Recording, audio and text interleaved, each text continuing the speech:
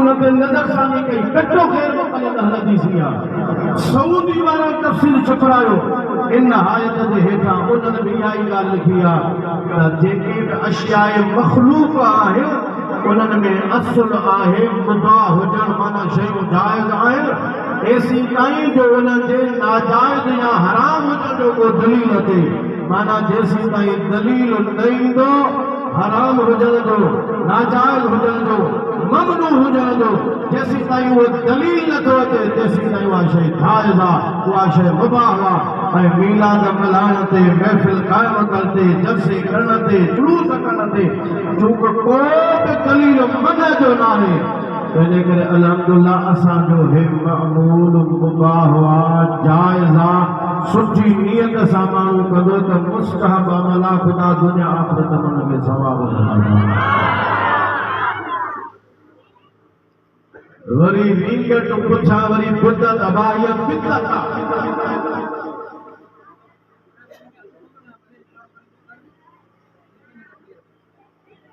मां इन में वधीक तफ़सील नथो कयां छो त ज़ाहिर आहे त मुनाज़रो त कोन्हे पर ॻाल्हि सम्झाइण जे लाइ मां अर्ज़ु थो कयां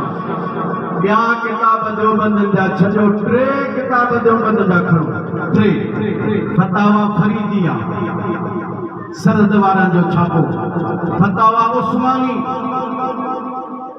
मुफ्ती रफ़ी उस्मानी जो जंहिंखे मुफ्ती आज़म पाकिस्तान चवंदा हुआ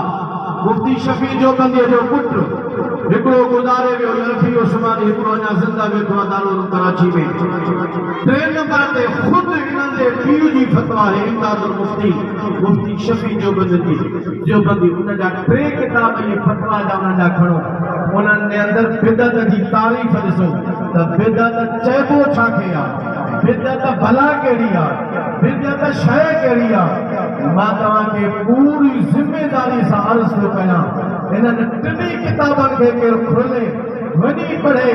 जेकॾहिं असांजी बिदत जी तारीफ़ कंहिंखे क़बूल न आहे त इन्हनि जेका बिदत जी तारीफ़ कई आहे उनजे बुनियाद ते जो फ़ैसिलो कयो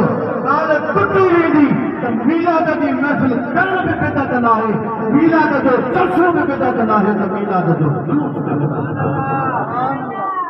उन्हनि लिखियो आहे त भई बिदत उहा थींदी दीन में अहिड़ी शइ पैदा करे उनखे इबादत सम्झी करे करणु जंहिंजो असल हुज़ूर खां साबित कोन्हे सहाबा खां साबित कोन्हे असारे सहाबा खां साबित कोन्हे ऐं कंहिं बि दलील शरई सां अगरि साबित न आहे त उहा शइ बिदत थींदी अगरि दलील शरई सां का बि शइ साबित थी ऐं दलील शरीयत जा 4 किताब सुन्नत इजमा ऐं उन खां बाद में कास चवंदा जेकॾहिं कंहिं बि शरई दलील सां का ॻाल्हि साबित थी वई त उन ते बिदत जो इतलाक़ कोन थींदो उन अमल खे बिदत कोन चइबो छो त उहो शरई दलील सां साबित आहे जेकॾहिं शरई दलील सां साबित थी वियो त उहा शइ बिदत न आहे अल्हम्दुलिल्लाह मीलाद जी महफ़िल मां अर्ज़ु कयो त असां वटि 4 दलीलनि सां साबित आहे क़ुरान मां बि साबित आहे हदीस मां बि साबित आहे उम्मत जे इजमा मां बि साबित आहे त शरई क़यास मां बि साबित आहे हुननि पाण लिखियो आहे त जेकॾहिं शरई दलील मां को अमल साबित थी वियो त उनखे बिदत कोन चइबो ऐं असांजो ही अमल हुननि वटि मना जो को बि दलील कोन्हे को ऐं इहो मना जो दलील न हुजणु ख़ुदि जाइज़ हुजण जो दलील आहे पर अचो मां इन्हनि 4 दलीलनि मां मुख़्तसरन हिकु ॻाल्हि कंदो मां इहो मसइलो अव्हांखे सम्झाईंदो वञा थो त असां वटि दलील मौजूदु आहे त क़ुरान मां बि इहा ॻाल्हि साबित आहे त हुज़ूर जे आमद ते ख़ुशी मल्हाइणु चाहिनि था हुज़ूर जे सुन्नत मां बि साबित आहे इजमा उम्मत मां बि साबित आहे त क़यास मां बि साबित आहे ईअं दुरूद वरी आला सां मूंसां पढ़ायो वाज़ कयो थो पढ़ो सल्लल्लाहु अलैहि